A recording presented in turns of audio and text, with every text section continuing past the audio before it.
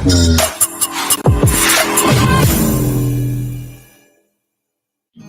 television broadcasts 24/7 on UK Freeview Channel 271, Roku TV, Amazon Fire TV, Android TV, Apple TV, Google TV, See Love World, LCBNTV.com, LifeComTV.com.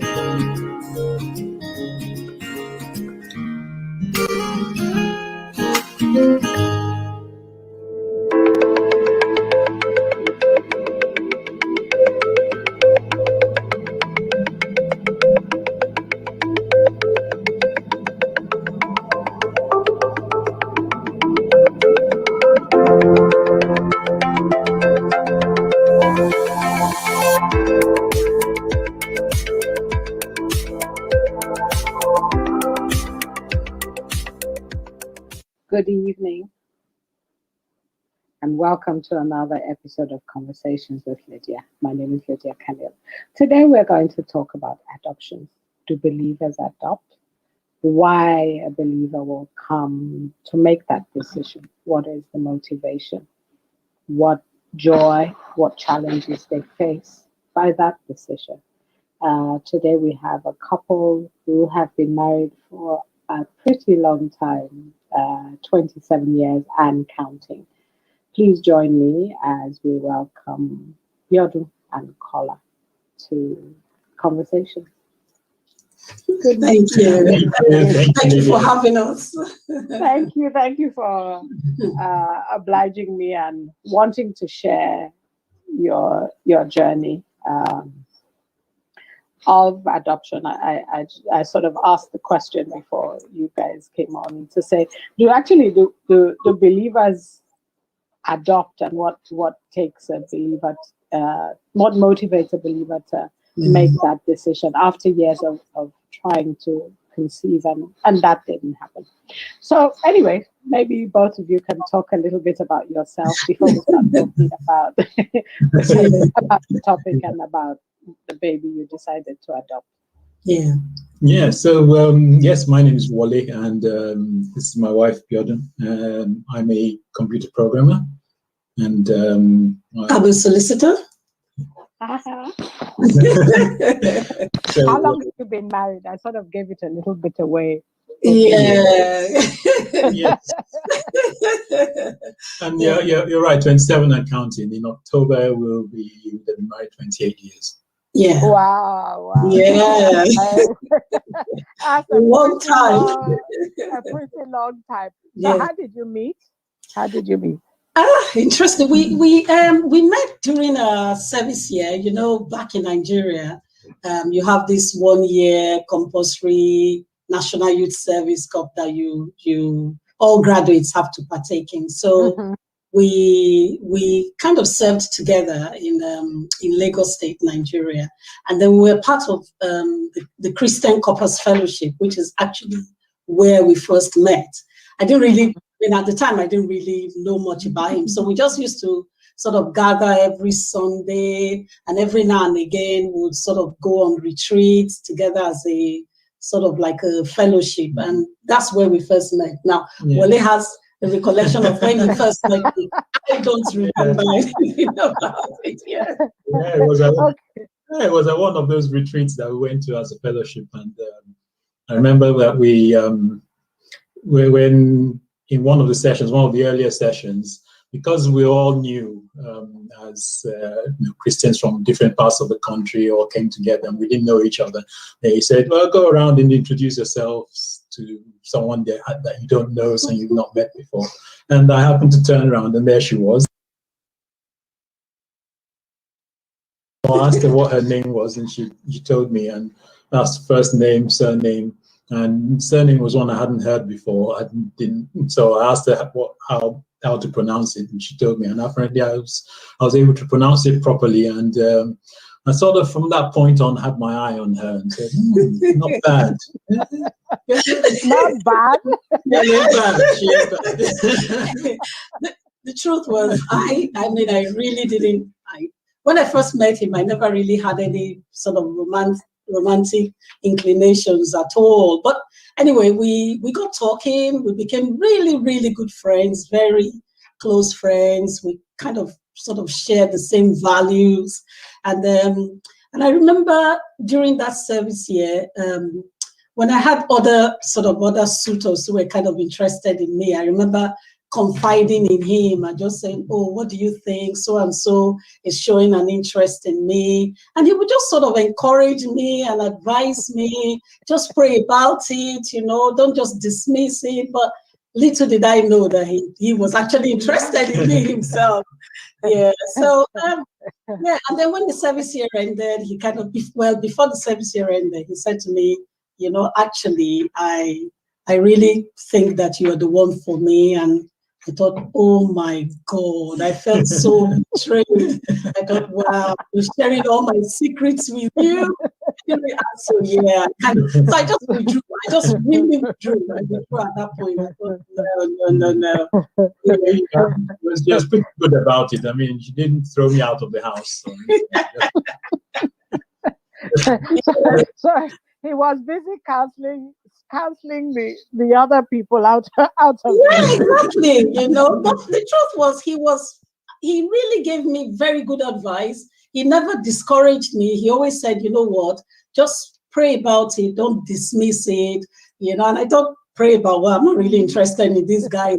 I said, no, you never know what God may say. So he was really quite encouraging, actually. He never tried to put me off them. He just kind of encouraged me. But so when he did come out, I felt so betrayed. And I just thought, no. And I honestly, at that point, I really didn't see him as the sort of guy I wanted to get married to, if I'm being honest. But as it turned out, we still kind of were friends, but not really as close as we used to be. And then 3 years later, after being convicted by God, I finally said yes. And so you made him wait 3 years. I made him wait 3 good years. Yeah, after service. Yeah. So what made you wait? Carla, what made you wait? What made you wait?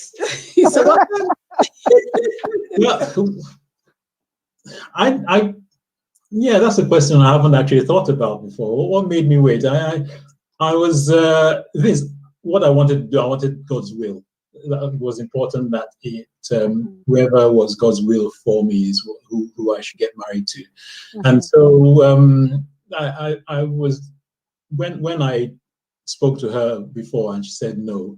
I mean, I was convicted by God then that she was the one, and I felt it very strongly, and I felt a love for her that I had not felt for ever before for anyone before. So I knew that was right. And so yes, whilst I was waiting, I was sort of, in quotes, checking out other sisters as well. Just trying, getting close to other sisters, but nothing really worked out.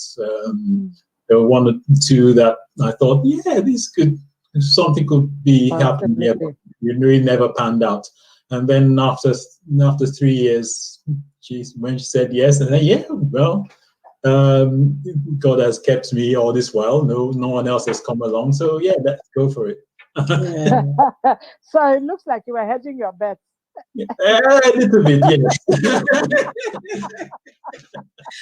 The interesting thing was, still, even though I said no, and I kind of withdrew because I just thought, no. Because you felt betrayed. I felt betrayed. I really felt betrayed. I didn't think I could trust him, And at that point, I honestly didn't see him as the man I wanted to get married to. That was just the truth. Why was that?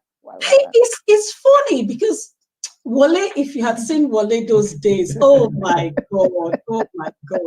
I was as thin as a broom. He was as thin as a broom. It was the fact that I remember the first time I actually remember the first time I saw him. It was one of the brother and a sister were getting married in the fellowship, and we went for the wedding. And this guy turns up in, sorry, I'm going to say it. I am going to say it. And he turns up in his corpus uniform to a wedding. And I remember sitting there thinking, why did somebody tell him at home that you don't come to a wedding in a corpus uniform? I honestly... Well, and that's why I needed a wife, wasn't it? Yeah. He needed somebody to tell him the truth. I really had no clue. Yeah, I just thought, my God, nobody told him in his house you should dress up nicely and come to here. And to be honest, even when God convicted me, those were some of the issues I still dealt with. I kept doesn't really, you want your man to dress well, you want to be able to show him off, and so these were things we had to have conversation about, really. And well, eventually we did get married, and he started dressing really well. Yes, I wouldn't have ever thought so. After all these years of seeing him properly dressed. I'm telling you, And I think for somebody like me who's observed both of you, for quite some time, there is almost like you can see somewhat of a partnership that goes on, even when you're not together. You can, or when I see you, walking into church or walking, I always like quietly smile, and I think, okay, this is what actually marriage should be. When you see the other person, you sort of feel, okay, where's the other half? Where's the other half of them?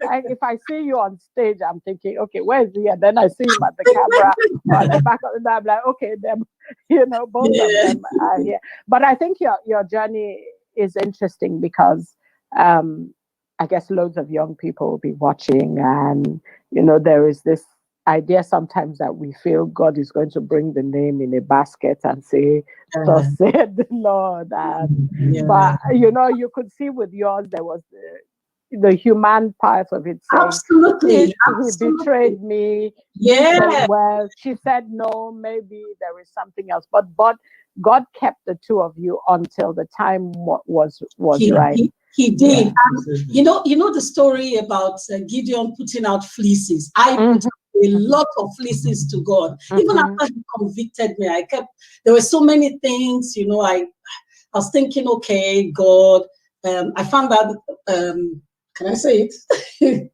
Yeah, okay. Yeah, I found out he was a sickle cell carrier.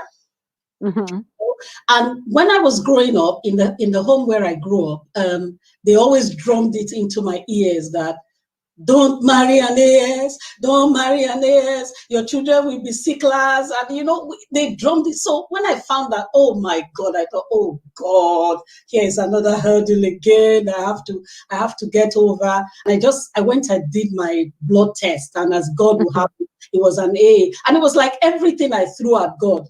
God kept saying, okay, God had a reply. Again? Is there anything else again you want to bring us? Eventually, I knew without a shadow of doubt that it was God's will for me. Yeah. So, and it's okay to fleece. It's okay. Absolutely. And it was, God really convicted me in a pretty spectacular way. So even though I knew that was what God was saying, but I still had all these doubts. And every step, God just, he knows our weaknesses. He kind of just helped me. It's like, okay, which one again? Let's resolve this one. And he would resolve it, At the time as well, I said to God, I didn't really like the job he was doing. I wanted him to earn, more money than he was doing. And you won't believe it. He went for an interview, got another role. They offered him more money. Then he came to his office, his old office, and said, and he was about to tell them, well, I got a new role, I'm moving on. And just that day, they said to him, actually, we've thought about you. He hadn't even said anything to them. And then they offered him, more money than the job that he got. So it was like, God just, every step of the way, God kind of just, every concern I had, God just resolved it. Allayed it. You were going to say something before. Yes, I was going to say that when it comes to hearing from God, God speaks in many different ways, and you can. I think we just have to be open to the different ways that God can speak. So one of the things that helped me was one of the brothers that we served together, very good friend, still very good friend to us now. I would confide in him and tell him about all the how I felt about her and all this, and the fact that this was even before I'd come out to to Huh. tell her that, yeah, I think we should get married and all. And what he said then was, he said there's, I think it's a Chinese proverb, it might not be a Chinese proverb, it sounds like it says something along the lines of, if you have a bird, and let it go. If the bird goes and it comes back to you, then the bird is yours. It's yours. If it goes and doesn't come back, then it was never yours to start with. So in other words, he said, no, just let it be. Let things be. Okay, so you don't know how they're going to, just let them be and let God work things out. Okay, this was after I told her and she said no. Yeah, I think it was after that, and he just told me, he said, no, just let her go, just let it go. And wait for God to, if the bird is yours, she'll come back. If not, She'll come back. And the bird came back fully. But I think all the fleecing and the letting go, all those things helped you know that you were at the right place.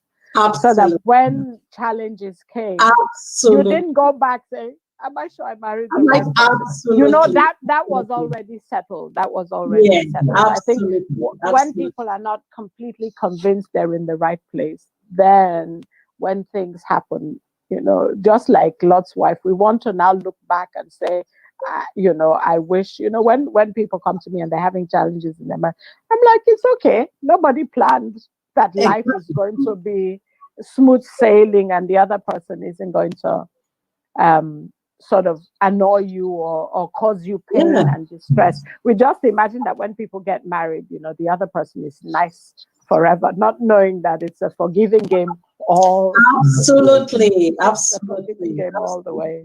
Yeah. So after you got married, all the fanfare, you settled down. When did you move to the UK? Was it a long time into your marriage, or it was about 5 years after we got married? So we stayed in Nigeria for 5 years. So we got married, and like every other couple, even before we got married, because we were such good friends, we had talked about our dreams, our aspirations, we talked about children, we talked about, in fact, we even picked out the names for our children. We knew what we wanted. We wanted 2 boys and a girl, you know. Boys and a girl had their names, everything, you know, we had it all planned, really, you know. And then, well, we got married. First year, nothing happened. Second year, nothing happened. Third year, nothing happened. I mean, we were not overtly concerned because we kind of thought, well, we're still young, you know, we're both really very busy at work, both of us. And we just thought, busy at work, busy in church. We're really involved, you know, in church. And so we just thought, well, it will happen. So we weren't really concerned. In fact, whilst we were in Nigeria, we never did any sort of fertility investigations. We just thought it was fine. We'll be okay. And as God will have it, our family members were really supportive. There wasn't really sort of any pressures from anyone, what's happening with children, what's all of that. They kind of just left us, really. So what about church? What about people in church? Because they're like the extended family. Yeah. I think there were, I mean, when it comes to church, there were a number of people that would sort of encourage us. But the thing is, in Nigeria, that there's a lot of Christianese that goes around. So people would sort of talk to you with so it was in a coded way. Parables. Veiled comments, you know, and you know, encourage you to go out for prayers, or there's you know, share some testimonies of some other people that, you know, prayed and had children, you know, that kind of thing. But there's no massive amounts of pressure from. I think we were very, very blessed in that regard. We didn't have massive pressure from friends or family or church members. So we were able to just really enjoy our marriage and enjoy our lives. I mean, I had a friend as well, I mean, who she also had sort of fertility issues, and then she got pregnant, and she used to say to me, "Oh, there's this service going on somewhere. Are you going to attend that service?" And I'm like, honestly, I'm not really interested in all of these services running from pillar to post. Yeah, and I just said, I'm not really. And she actually did get offended because she actually thought, do you really want a child? You don't seem like someone who really wants a child. But the truth is, I wanted a child, but I just wasn't losing my sleep about it, really. You know, kind of just thought, well, it's going to happen. So there was never any point in time where we doubted that we were never going to have children. We just kind of thought it will happen. So when after 5 years, we decided we were going to relocate to the UK. And so when we got to the UK, we thought, well, we'll just, since we're in the country where there's a lot of free medical help and all, we'll just go and start the investigations and see what's happening. So we then went to see our GP, recommended us to some fertility clinic, and then they started doing all the investigations. And then eventually, after concluding the investigations, they said to us, well, we couldn't have children naturally. Ah, okay.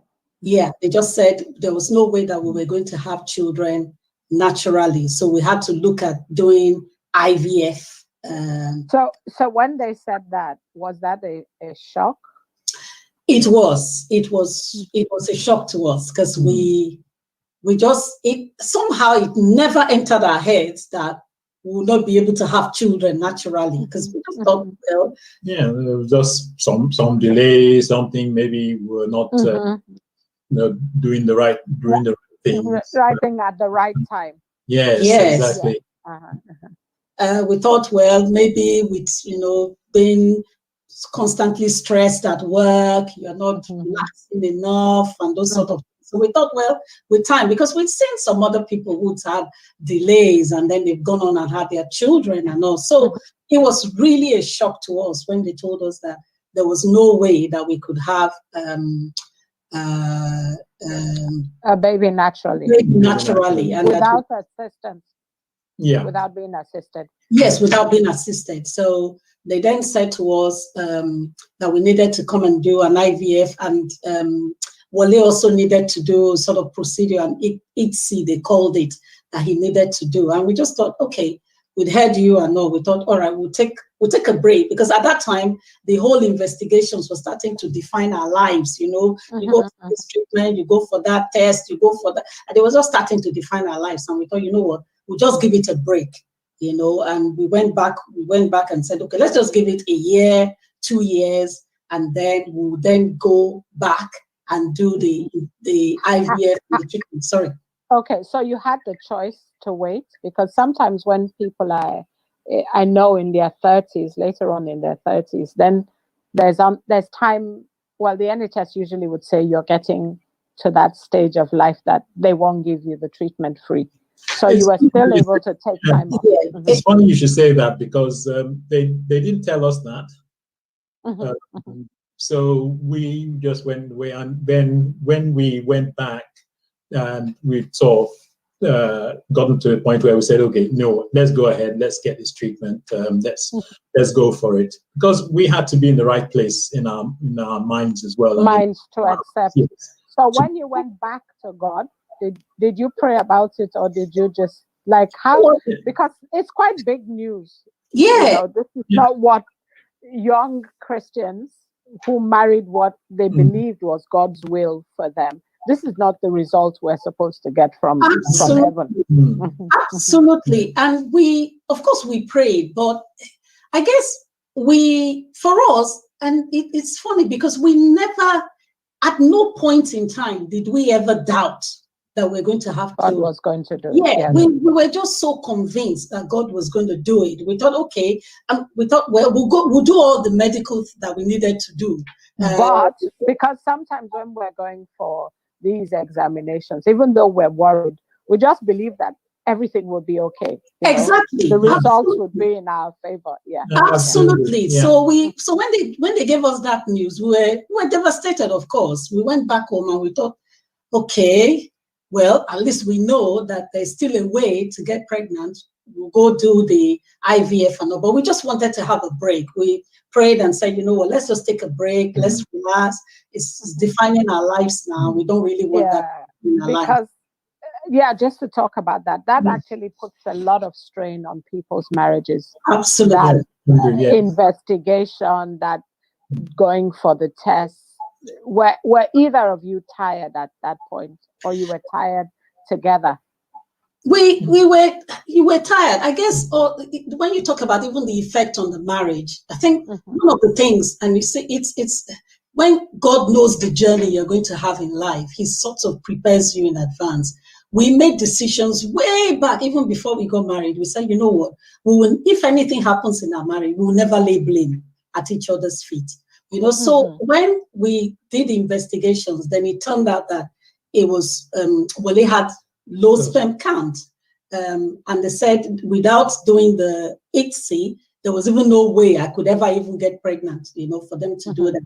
So we went back home and we thought, you know what, we've had all this. It's quite demoralizing, particularly for me, you know, it was quite demoralizing. And we thought, you know what, let's recover from all this emotional strain that we've had with all of the news. Sorry. And still continue to trust God as well, because the doctors can say one thing, but the thing is, there's nothing that's impossible for God. And so we thought, yes, let's recover from the news and still continue to trust God. Even and go back to the source. Yes. Absolutely. So we took about a year, maybe a year and a half. Now, with hindsight, we wished, like you said, someone had told us then that actually time is running out for you to get this treatment free on the NHS. But no one ever mentioned that to us. So we never even knew that there was sort of a timeline for you to get the IVF treatment free. So when we took a year and a half out, and then by the time we went back, they now said to us, oh, actually, because of your ages, you can't get this treatment anymore on the NHS. So you would have to foot the bill for it. So we thought, okay. So they now referred us to a private clinic. So another private clinic, So they now referred us. It's sort of linked to the NHS clinic, but they kind of do that privately. So and charge you an arm and a leg. So we went there, and by the time they gave us the bill, oh my God, it was coming to something like £10,000. Thousands of pounds. And I think, hang on, we don't have this kind of money just because we want to have a baby. I mean, we'll now spend thousands and thousands of pounds. Okay, yes, I know that there's some people that would sell their houses, sell their cars, and sell everything just to have a baby. But you know what? One thing that God gave us and helped us with is that we didn't have that desperation to have children. I mean, we know people that have been so desperate that they'll do anything, anything whatsoever. They will sell the shirt off their back just to pay for whatever is necessary. But that wasn't us. We just saying, look, God has helped us this far, where He's brought us, but we don't have that kind of money to spend. We don't want to go bankrupt just because we want a child. And there was even no guarantee anyway. Yeah, there's no guarantee that even after all of that, you go through that trauma, you spend all of that money, you're broke at the end of it and in debt, and that there's no guarantee that you still have, that you work and that they will be successful. So we decided that, okay, we didn't have the sort of money, the bill they were telling us at the time, said, okay, we'll just go and save for it, and then we'll come back and do that. So we took about another 2 years. We saved up the money. And then we went back to the doctor to say, okay, we've got the money now. And then by the time they did the first few tests, he said to us, you know what, the prognosis is even actually worse than we first thought. In truth, even if we go through all of this process, you're not going to be able to have a natural birth. It's a natural, I don't know what the word is, to have your own child. Basically, unless we look at sperm donor or We look at surrogacy and those, surrogacy. those sorts of things, which, I mean, that was just, it was so devastating when we got that news. We left there, we went home that day, and we just said to ourselves, you know what? Well, if this is the way God wants to do it, I think we'd kind of concluded way before then that whether God gives us a child, He doesn't give us a child, we were just still going to serve Him anyway. We were just going to serve Him. We're just going to love God. It doesn't really matter whether we have the child or we don't have the child. So we got home. Of course, we were both really down, initially, and then kind of just summoned up strength and said, look, we sat down, we talked about it and said, you know what? We got married for better, for worse. So if we don't have any child, well, if that's God's will for us, we're just going to enjoy our marriage and not even worry about children. We still believed that God would give us a child. We never doubted. We just said, you know what, just enjoy our marriage anyway. Enjoy each other, forget all about all these things and all. And we'll think about what other options we had. Because the doctor said to us, sperm donor, surrogacy, and all that. We thought, okay, all right, we'll think about it. So we went home and just basically decided we'll just enjoy ourselves, enjoy our marriage, and all. We'll just forget about children for a while. So, yeah, we kind of just carried on like that, basically. But I think, what is maybe really phenomenal, I will use that word about it, is the way both of you always worked in agreement. Yeah. Because a lot of times there are couples, one person would say, let's sell the car, sell the house, take a loan. And the other person would be saying, we can't do this. This is too much. Not that there's anything wrong with people who choose that path, but I think what I'm trying to emphasize is the fact that both of you were always united in the decisions you made. The decisions to rest, the decisions to say, you know what, we can save the money. We don't have to do it now. You continue to believe that somehow God will fix it. You get there now with this money you've managed to save, and they're now telling you that actually it's both people that have a problem that needs outside intervention, outside yourselves. So how did you, because I can imagine people sitting at home now thinking they didn't pray, but I know the two of you pray. Yes, we did. So, I agree, but I'm just saying it because I was they didn't pray. The word doesn't the word doesn't say that, like sometimes we believe that these things don't happen to us if we are solid, or I don't even know, holy. They will always say that holy, or maybe they didn't pay their tithe. Some crazy thing that people would find unreasonable, or want to, like even if you're not blaming yourself, they will find a way of giving you something. It's funny you should say that, because even though I would say throughout this journey, I've never really, somehow God just sort of gave me a grace. I honestly understand the word grace, because by nature, I mean, not so much now, but in my younger days, I really used to worry. I worry about things, I worry about, how are we going to pay this? Wole doesn't do worry. It's not even in his, it's not in his DNA. He doesn't do worry at all. So I do all the worry for both of us, So for something like not having a child, which was very important to me, I mean, I love children, not to worry, I can only say it was God. Does it mean I didn't feel pain? I felt a lot of pain. There were times, when I hear so-and-so has given birth, I'm like, God, have I not prayed enough? Have I not fasted enough?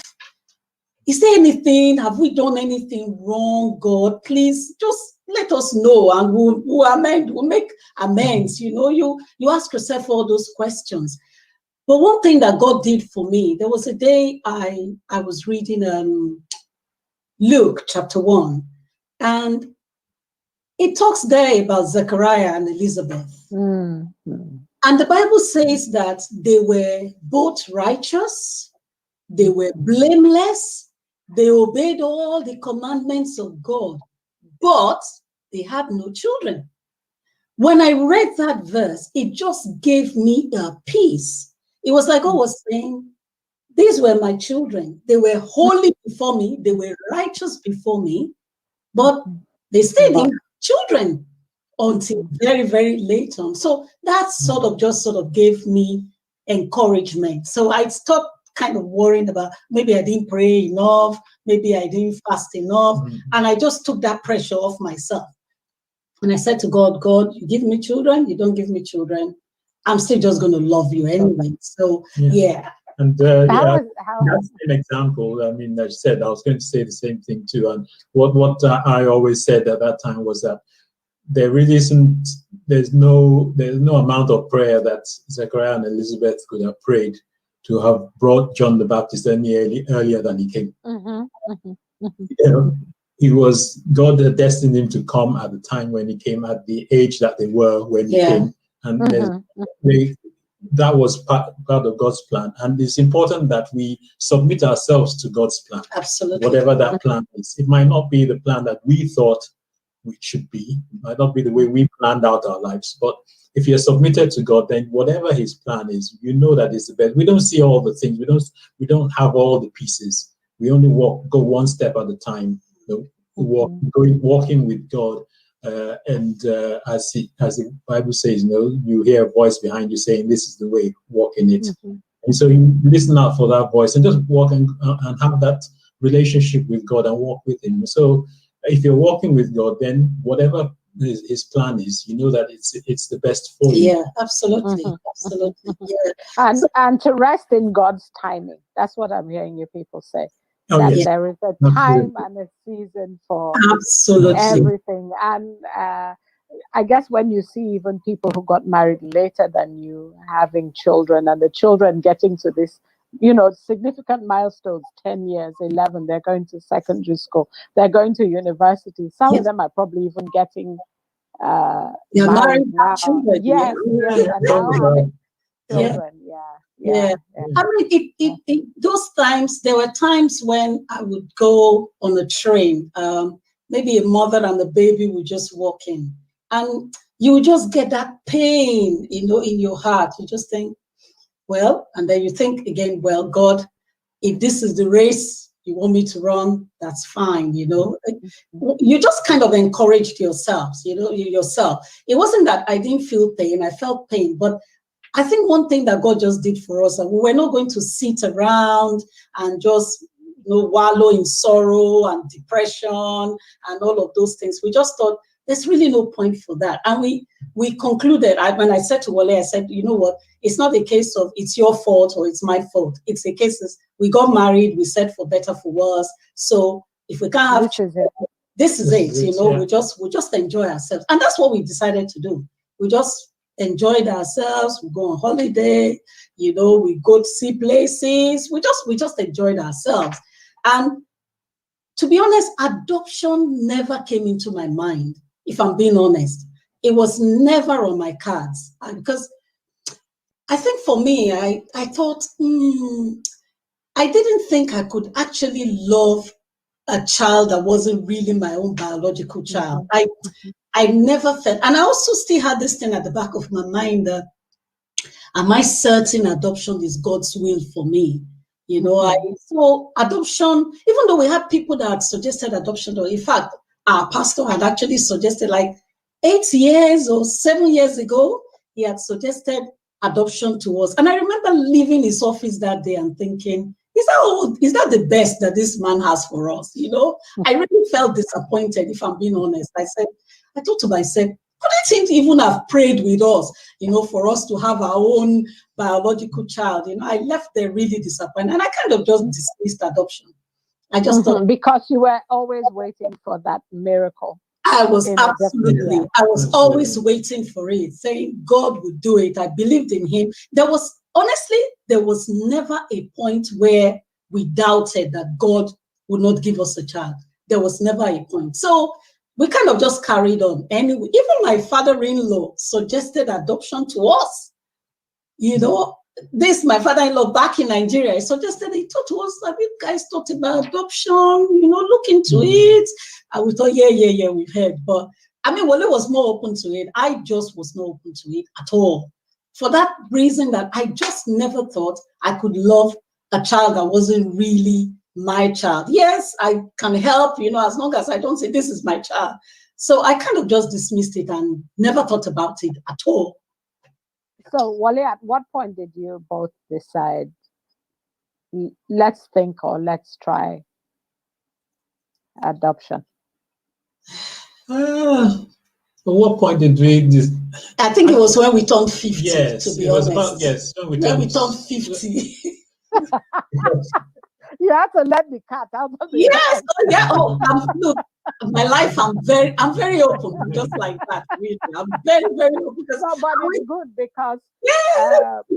it's good for people to know that when you do have milestones, you know, some people think about the parties, about the pictures, but it was at that point you thought, actually, this might work for us. Yeah, we just thought, you know what, we aren't getting younger we're not anymore. getting any younger. It's if we're going to do anything at all, have the children. Now is the time, because when the older you get, the less able you are to run after the children or do all the stuff that you need to do. So now is the time to start and consider it. So yeah, it was about time when we turned 50. Yeah, and to be honest, even at that stage, I still wasn't 100% convinced. I wouldn't say that God said go and adopt. You know, I wasn't convinced. I kind of just thought, well, I'm not getting younger. Well, listen, let's just try it. You never know. You know, if it God's will for us, it will work out. You know, and we had all these myths in our head about adopting a child in the UK, all those things that you hear that people say that actually are not true. Because I've heard quite a lot. Yes. Saying that if you pass a certain age, it won't be open to you. Exactly. All kinds of stories. Absolutely. So when we thought, okay, we turned 50 now, let's look into it. And I thought, okay, all right, reluctantly anyway. I said, all right, let's go for it. So we kind of thought, well, we'll adopt from Nigeria. Because we thought I said to Wole, if we're going to adopt, I really would want to have a baby, you know. And somehow in our heads we had thought we would here in the UK that you could never adopt a baby. That's one of the other myths. When you got to 50, when you got to 50, I think I heard 35 was the cutoff point. Something. Yeah, again, like the IVF cutoff. Again, not true. I mean, even apart from whether your age being a factor, also the fact that what we heard was that most of the children that were up for adoption in the UK were older children. Older children, yes. You know, and that so two things: one, that they were older children; two, that they were mostly Caucasian children, and you know, you wouldn't be able to find either a Black African, Black Caribbean, or any Black children. They're very few. And if you found them, they'll be all older children. So we thought, you know, we would really like to adopt a baby or a very young child to be able to, from that age, be able to nurture the child, and not just take on a whole ton of baggage. Now, I have absolute respect for parents that take on children with all sorts of issues, and older children adopt them or foster them. And I was listening to the radio the other day, and I think it was on LBC, and they were saying, they were actually talking about adoption, and they had people calling in about their adoption journey and adoption and fostering. There was one lady that called in, I think she was 80 something or so, and she said she's still fostering. She fosters children, and she's fostered so many children she doesn't even remember how many anymore. And that what she does is takes on those that have issues, teenagers that would otherwise have fallen out of the system or would stay in care, and won't would drop out of the care system and be left on their own once they turned 18, which was which is really quite traumatic for them at that age, and with no one to care for them, they just drop out of the care system. And she said she takes on those kind of children, and they just need someone who can care for them and talk to them and not understand them and listen to them. And she takes on those that have issues, those that are autistic or have those kinds of things. I thought, wow, I have absolute respect, but that is not me. That is not us. Yeah, you have to be very realistic. You want to take on a child, a baby that you can nurture for this and not have all of those issues. So yeah, so we got to, I mean, all those needs. We thought, okay, so we then and we thought to ourselves, well, if we're going to adopt outside the country, we want to do it the legal way. We didn't want to have to go adopt and try to bring the baby and then you have problems and all of that. So we went and which sometimes happens when people adopt in another country. Absolutely. To bring the baby in because they've declared, I think, maybe that they are citizens of that country, and the child will remain in the country in which the child was adopted. And then you have the difficulties to bring the child to the country in which you reside. Yeah, absolutely. So we then registered with Intercountry Adoption Center because they tend to do most of the intercountry one. And we started the process with them, and they said to us, okay, fine. But then they said to us, the thing, again, we found out, when you're looking to adopt outside the country, all the assessments that you do, you pay for it. So if you're adopting in the UK, in domestic adoption, it's all free. But if you are going outside to adopt, they make you pay for it, and it's a large sum of it's a large sum of money. Yes, it's about 15,000 to 20,000 pounds. So we started the process, and they done an initial interview. We'd attended some of their training we've been through, and then they gave us the bill, and we thought, oh my God. Yeah, it's all back to the whole mortgage the house. Just to have, we've been down this road before. Yeah. You don't want to just because you want to have children get into debt. And we thought, okay, this is what we know here. But what then happens in the country where we're looking to go and adopt, which there's a lot of uncertainty and all. So in the end, we just thought, you know what, it wasn't really worth it. Not that it wasn't worth it, but we thought we don't really want to go down this because so much uncertainty. And a difficult journey. A difficult journey. And we just thought, you know what, and then as God would have it, a friend of ours told us about some other lady she knew who's a Nigerian and who adopted a baby as well here. And she said to us, maybe you should just have a chat with her.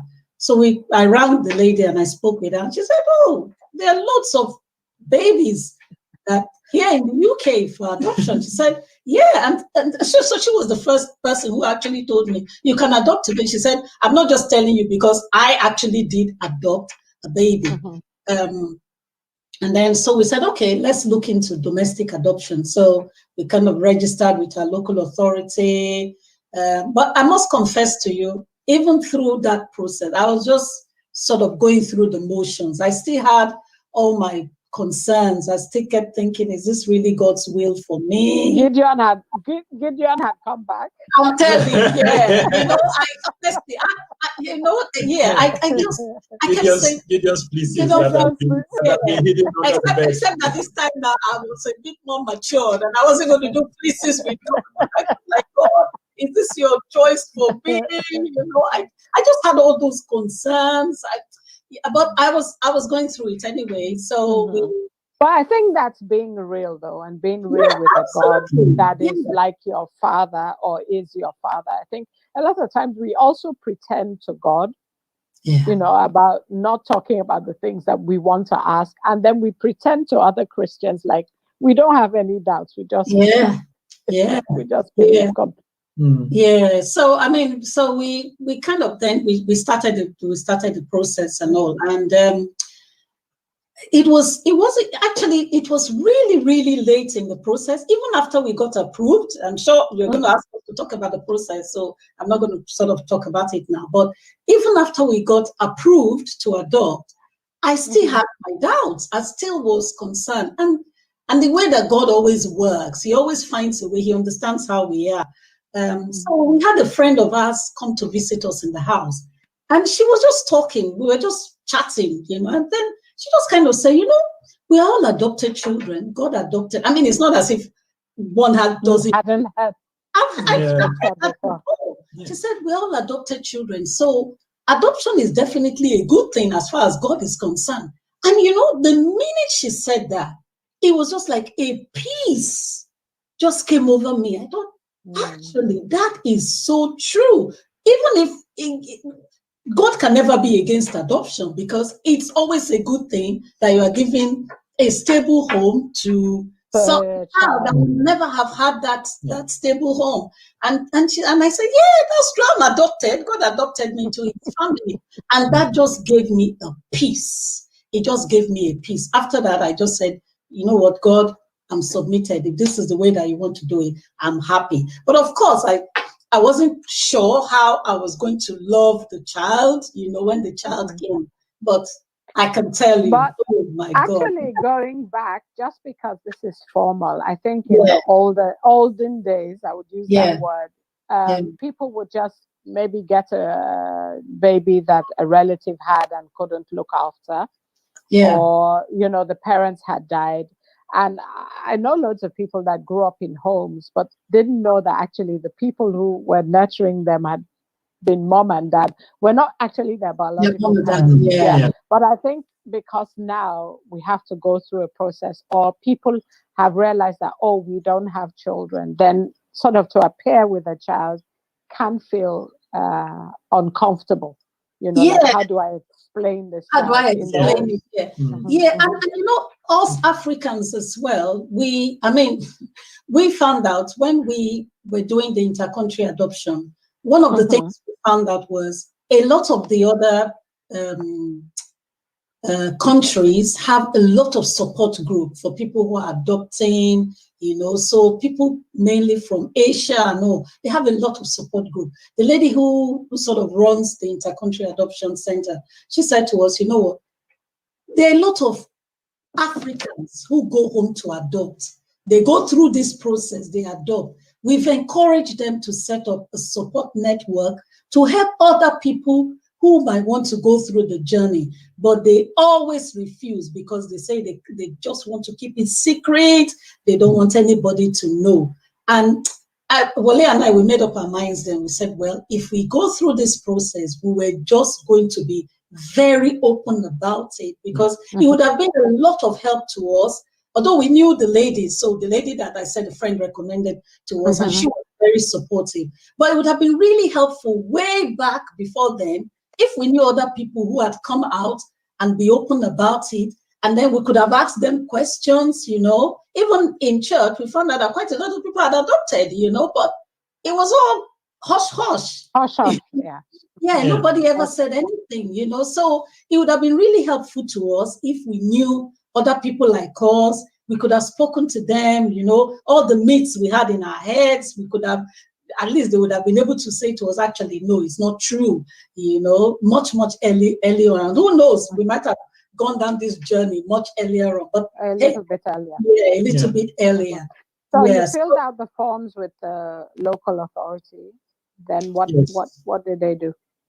So we filled out the forms, and we went for an initial information day. So they went, then they talked us through the whole process, or at least gave us some idea of what the process would be. And then at the end of that day, they ask you to sign up and ask if you want to proceed. Yeah. And at that point, of course, you can't say, what you said, it looks like it might be an onerous thing or something that I can't do. You can decide not to proceed at that time. But we thought, okay. Well, we started this journey now. Let's just carry on. Let's see it through.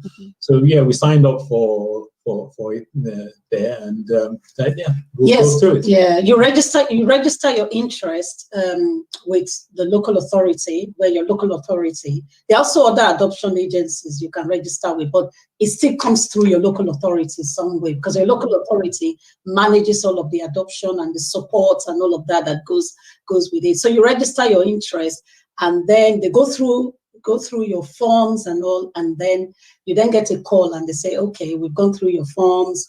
Then we now want to start the formal process. And okay, which is like a vetting, the vetting. Yeah, the formal, oh my God, it's a very tedious, onerous, intense, emotionally draining, both physically and emotionally draining. So what they do is, so you have sort of two main stages that you go through. The first stage is where you go through training. So you get it's called adoptive parent training, and you go for a few days of that training. I don't know how they do it now with they probably do it over Zoom now with COVID and all, but probably not adopting at the moment. Yes, but then we went to the council. There's a special council office where they bring you all together and take you through the training. So you do that training together. In fact, we're still in touch with some of those that we went through that training together. So we kind of just formed the group, really. Yeah. So you go through that training. They do that formal classroom training. That's stage one. And then they assess you after that. And no. So stage one is much more complex than that. Well, it doesn't do details. I do details. So, so stage one, so you do training, but you also do a lot of homework. They make you do you have to do a workbook where essentially you talk about your whole life, your background, your growing up, your education, your employment, losses you've suffered, any sort of your relationships and all of that. They do references. They take references. So you have to have like five referees, 4 that are not related to you and 1 that is related to you. You also do a medical assessment. You go through a medical assessment. Then they do a full DBS to check all your history, your records, and all of that. If you've lived outside the country, you have to get a certificate from so we had to get certificate from Nigeria. We got certificate of good conduct. They do all of that. Then you do all this training. And basically the training is, the training is 2 days. And then what they do, they take you through the types of children that you can adopt and what's the sort of issues and the problem. Because the truth is, any child that is put up for adoption is because there's an issue somewhere with bad family. So it might be a history of drug abuse, alcohol, mental illness, learning disabilities, domestic violence, or so it might be neglect. They tell you all the sort of trauma. They tell you about how trauma affects children's development, and how a lot of the children that are put up for adoption, especially if they are older, what tends to happen, you might find that though they may be 5, but their emotional age may actually be 2, and they sort of train you how you can help those children through what they call therapeutic parenting. They tell you the sorts of things you can and cannot do with them, how you can help them to sort of adapt and nurture them and bring out the very best in them. So they go through all of those training. And I tell you, some of the stories are horrendous. What you hear that and all of this is stage 1. Yes, all of this is stage 1. So what happens in stage 2? So stage 2. Let Wole tell us. At the end of stage 1, now after they're taking you through all of that, and they tell you, they say, okay, so we've told you all this stuff, but don't be discouraged, because we have to tell you the worst case scenario. We have to tell you that these are the things that can happen and have happened, but it doesn't necessarily mean that it will happen. I mean, that's the sort of child you get, or you will get. Thing. So that was encouraging to some extent, but it also still puts that niggle in the back of your mind that, do you really want to do this? But then after stage one, at the end of stage one, you get assigned a social worker. They do an assessment of you at that stage and say whether you want to proceed or not, and assign you a social worker. So that social worker. So stage one is going for the open day. Yes. Then you have the stage two where you write your story.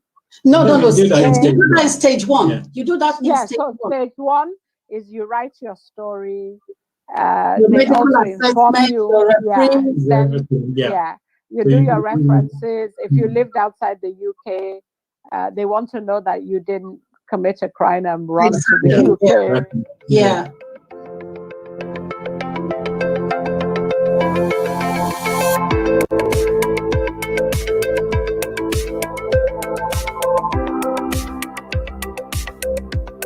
LCBN television broadcasts 24/7 on UK Freeview Channel 271, Roku TV, Amazon Fire TV, Android TV, Apple TV, Google TV, See Love World, LCBNTV.com, LifeComTV.com.